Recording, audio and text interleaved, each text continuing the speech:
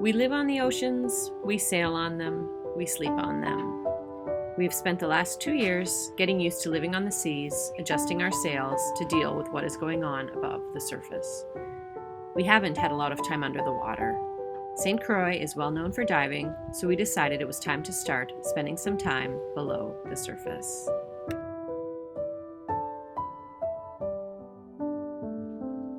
Then there's other things like underwater hand signals and above water protocol, all that sort of stuff. Pre-dive checks.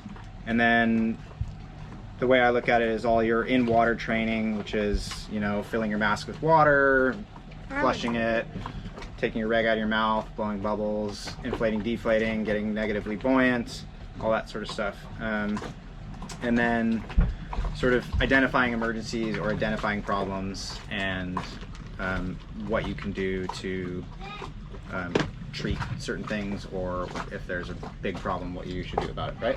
Am I missing anything here?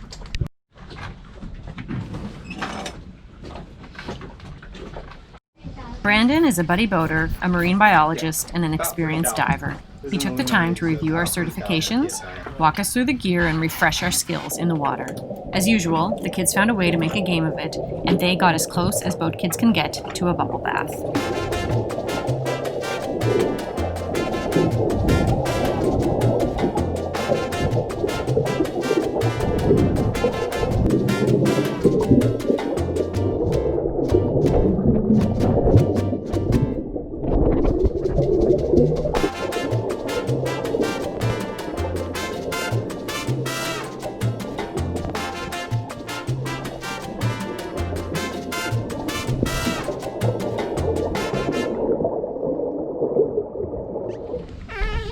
We dove, and we dove, and we dove.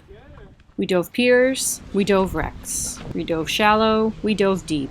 We dove day, and we dove night. We dove so much that finally Brad and I became comfortable diving on our own.